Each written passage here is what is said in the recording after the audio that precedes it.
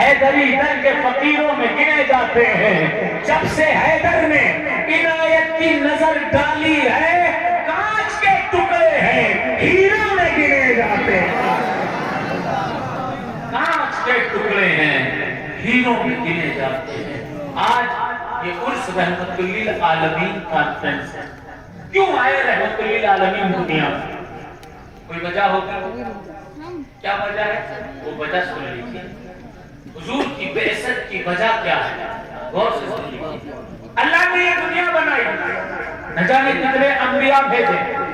نوح آئے, موسیٰ آئے, عیسیٰ آئے, ابراہیم آئے, اسماعیل آئے, لوط آئے, نہ جانے کتنے انبیاء آتے رہے جاتے رہے. اللہ نے جب اس دنیا کی تخلیق کی تھی تو فرمایا تھا فرشتوں سے, اے فرشتوں انی جائل فی الارض خلیفہ, میں دنیا میں اپنا نائب پیدا کرنے جا رہا ہوں. فرشتوں نے کہا اتجعل فیہا من یفسد فیہا ویسفک الدماء نحن نسبح بحمدک ونقدس لک. اے اللہ تو دنیا میں پھر ایسی قوم پیدا کرنے جا رہا ہے.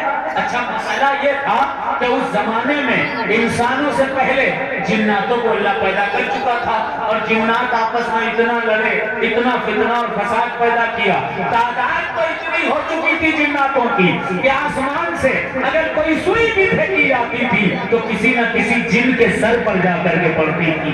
لیکن فتنہ و فساد بہت زیادہ کیا. فرشتوں نے کہا اتجعل فیہا من یفسد فیہا ویسفک الدماء, کیا تو دنیا میں پھر ایسی قوم پیدا کرے گا کہ جو قوم فتنہ اور فساد کرے گی, خوریزی کرے گی. نحن نسبح بحمدک ونقدس لک. اے اللہ ہم کافی ہیں تیری تسبیح بیان کرنے کے لیے, ہم کافی ہیں تیرا ذکر کرنے کے لیے, تیری پاکی بیان کرنے کے لیے. اللہ نے ارشاد فرمایا انی اعلم ما لا تعلمون, جو میں جانتا ہوں فرشتوں تم نہیں جانتے.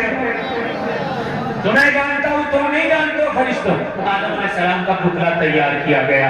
اللہ تبارک و تعالیٰ نے حکم دیا فسجدو, سب لوگ سجدہ کرو اس پتلے کو. فسجدو, سب نے سجدہ کیا الا ابلیس, ابلیس نے سجدہ نہیں کیا. ابا واستکبر وکان من الکافرین, اس نے انکار کیا, اس نے گھمنڈ دکھایا اور کفار میں اس کا شمار ہو گیا. اور تفسیر کی کتابوں میں آتا ہے اللہ تبارک و تعالیٰ نے اس شیطان سے کہا کہ یہ نسل آدم دنیا میں چلے گی اور ضرور چلے گی. تاریخ بتاتی ہے کہ اس آدم نے بہکایا, آدم علیہ السلام نے گندم کھایا, دنیا میں آدم آئے.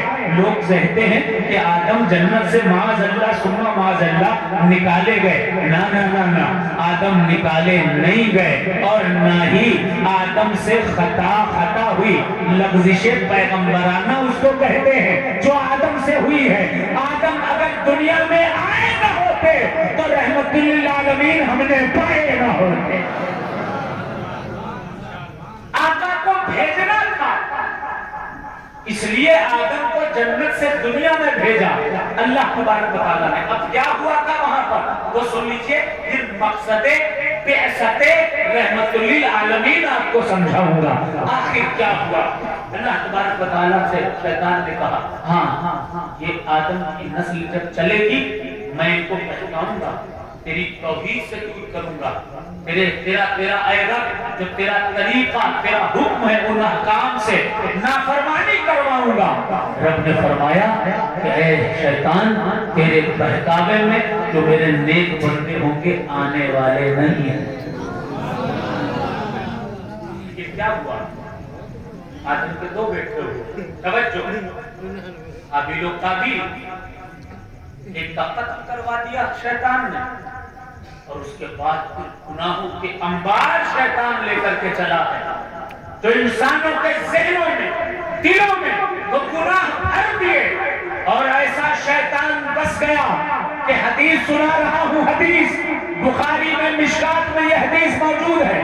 دیکھو حضور نے فرمایا ان الشیطان یجری من الانسان مجرى الدم, شیطان ایسا بسا انسانوں کے جسم میں کہ جس طرح خون گردش کرتا ہے ویسے ہی انسانوں کے جسم میں شیطان گردش کرنے لگا. سے بچا جائے تو کیسے بچا جائے، شیطانیت سے بچا جائے تو کیسے بچا جائے۔ ایک قوم گزری جو کہ قوم لوط کے عمل میں ملوث رہی، ایک قوم گزری جو شرک اور بدعت میں ملوث رہی، ایک قوم گزری جو انبیاء کی توحید پر اور ان کے قتل پر مبنی رہی، ایک قوم گزری جس نے ناپ اور تول میں کمی کی۔ تمام قومیں گزرتی رہی، گناہ کرتی رہی، انبیاء آتے رہے، لیکن نہ نوح، نہ لوط، نہ ہارون، نہ موسیٰ، نہ یحییٰ، نہ ابراہیم، نہ اسماعیل، کسی نبی پر دین مکمل نہیں ہوا۔ لیکن قربان جاؤ اپنے نبی پر، آقا آئے، آخر میں اللہ نے فرمایا اليوم اکملت لکم دینکم واتممت علیکم نعمتی۔ اے امت والوں، آدم آئے دین مکمل نہ ہوا، عیسیٰ آئے دین مکمل نہ ہوا، ابراہیم آئے دین مکمل نہ ہوا، اسماعیل آئے دین مکمل نہ ہوا، کسی 1,24,000 نبیوں میں دین مکمل نہ ہوا، لیکن یہ رحمت للعالمین آ گیا ہے۔ آج میں نے اپنے دین کو مکمل کر دیا، دین مکمل ہو گیا۔ شیطان سے کیسے بچا جائے؟ قرآن کی آیت سنیے، اللہ کے نبی قرآن پاک میں اللہ نے فرمایا یا الذین آمنوا قوا انفسکم واہلیکم من النار۔ میسج دے دیا، دوسری جگہ میسج دیا خدا نے، بول تو نہیں ہوتے؟ کون کون بول رہا ہے کہتے سبحان اللہ؟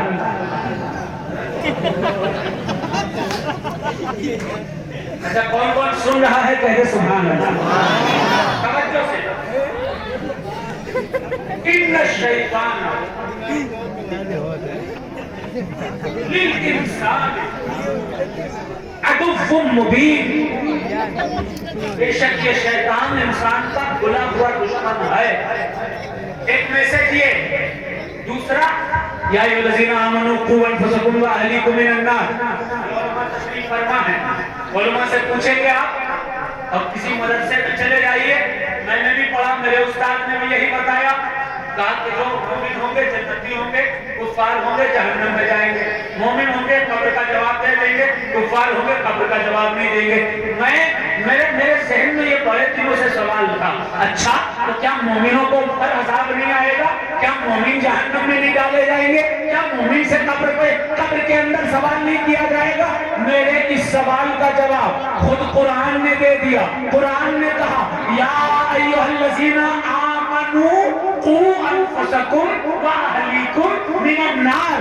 اے ایمان والوں، تم اپنے آپ کو اور اپنے گھر والوں کو جہنم کی آگ سے بچاؤ بچاؤ بچاؤ۔ پتا چلا کہ جہنم کی آگ میں صرف کفار نہیں ڈالے جائیں گے، جہنم کی آگ میں صرف کفار نہیں ڈالے جائیں گے، بلکہ وہ دہتی ہوئی جہنم کی آگ جس آگ کو اللہ نے پہلے 1000 سال تک دہکایا، وہ آگ سفید ہو گئی، پھر 1000 سال تک دہکایا، پہلے 1000 سال تک دہکایا لال ہو گئی، پھر دہکایا اس کے بعد پیلی ہو گئی، پھر دہکایا تو سفید رنگ کی وہ آگ ہو گئی۔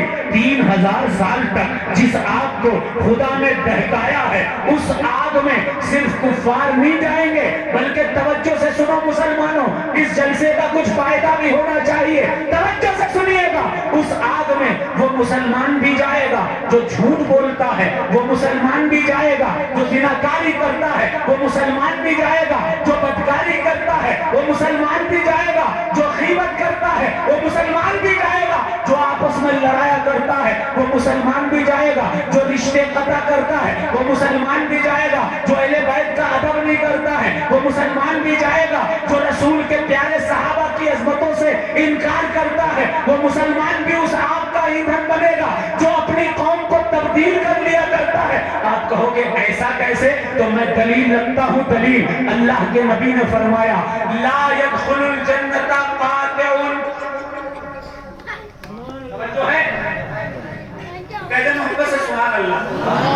میں لچھے دار تقریر کر سکتا ہوں لیکن نہ، آج آپ کی اصلاح ضروری ہے، کیونکہ نہ جانے کتنے اختلافات کی بنیاد پر قوم کی اصلاح نہیں ہو پاتی۔ مومنین بھی جہنم میں جائیں گے،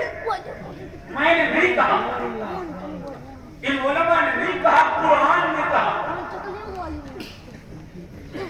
حضور کی حدیث سنیے, نہ پڑھوں گا, وقت کی قلت ہے, چند باتیں سن لیجیے. حضور نے فرمایا لا يدخل الجنت قطات. آج کل کیا ہوتا ہے, دو بھائی ہیں, دو خاندان ہیں, دو رشتہ دار ہیں, ایک بندہ گھسا کافنا آپ کے بارے میں برا کہہ رہے, اچھا بس لاٹھی لی اور جا کے پوچھا, لڑائی جھگڑا شروع. ایک آدمی پوچھ گیا دو بھائیوں کے درمیان, ارے وہ تمہارا بھائی تمہاری زمین پر قبضہ کرنا چاہتا ہے. اچھا سا فوراً تیار ہو گئے, بھائی ایسے لڑ رہے, میاں بیوی محبت سے رہ رہے, سہیلی اس کے تمہارا میں چاہتا نہیں. اچھا ہاں, ایک مہینہ ہو گیا میرے لیے سوٹ لے لے. چھوٹی سی بات کہتے ہوئے نکل گیا, فلاں آدمی کہتے نکل گیا, گھر بگڑ گیا.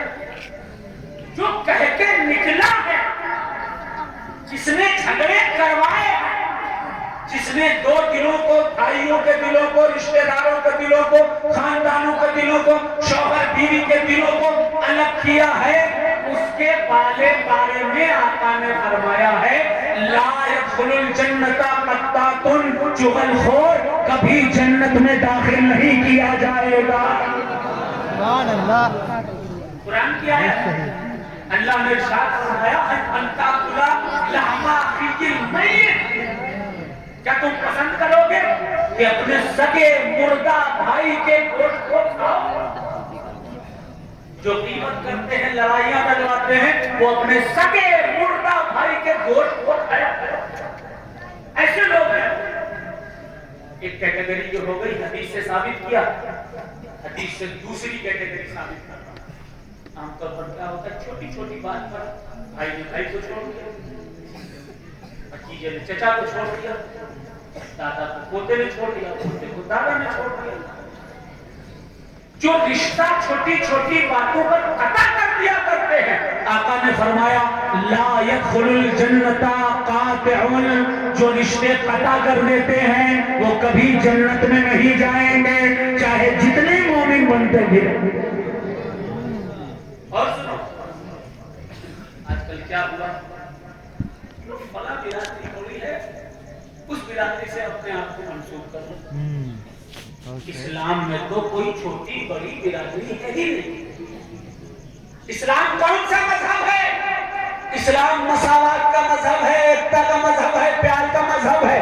کبھی علامہ اقبال نے کہا تھا, ایک ہی صف میں کھڑے ہو گئے محمود و ایاز, نہ کوئی بندہ رہا اور نہ کوئی بندہ نواز. اگر اس مسجد کی پہلی صف میں کسی بھی برادری کا کوئی بھی مسلمان بیٹھا ہے تو کسی امام کی یہ جرت نہیں کہ اس کے ہاتھ کو پکڑ کر پھینک دے اور کہے نہیں یہ فلاں برادری کی بیٹھنے کی جگہ ہے. نانا, اسلام برابری کا مذہب ہے, اسلام اتحاد کا مذہب ہے, اسلام مساوات کا مذہب ہے, اسلام ایک رہنے کا مذہب ہے, سب کو برابری کا حق دینے کا مذہب ہے. اسی لیے تو قرآن میں اللہ تبارک و تعالیٰ نے ارشاد فرمایا یا ایھا الناس انا خلقناکم من ذکر و انثی, اے لوگوں میں نے تمہیں ایک مرد اور ایک عورت سے یعنی آدم اور حوا سے پیدا کیا. یا ایھا الناس انا خلقناکم من ذکر و انثی وجعلناکم شعوبا وقبائل لتعارفوا ان اکرمکم عند اللہ اتقاکم. یہ ذاتیں, یہ برادریاں جو میں نے بنائی ہے, یہ صرف ایک دوسرے کو پہچاننے کے لیے بنائی ہے. اللہ کے نزدیک تو وہی ہے جو تقوی والا ہے, جو نمازی ہے, جو پرہیزگار ہے, جو اللہ تبارک و تعالیٰ کی حمد و ثنا کرتا رہتا ہے. پھر حدیث میں بھی آیا ہے, آقا نے فرمایا لا فضل لعربی علی عجمی ولا لعجمی علی عربی ولا لابیض علی اسود ولا لاسود علی ابیض الا بالتقوی. کوئی گورا کسی کالے پر فوقیت نہیں رکھتا, کوئی عرب والا کسی عجم والے سے بڑا نہیں, کوئی عجم والا کسی عرب والے سے بڑا نہیں. پھر بڑا کون ہے یا رسول اللہ؟ تو آقا نے فرمایا الا بالتقوی, جو نمازی ہے, پرہیزگار ہے, روزے دار ہے, وہی بڑا ہے, اسی کا احترام کیا جائے. بات کلیئر ہو گئی؟ اب کیا ہوتا ہے, دکھاتے ہیں بلا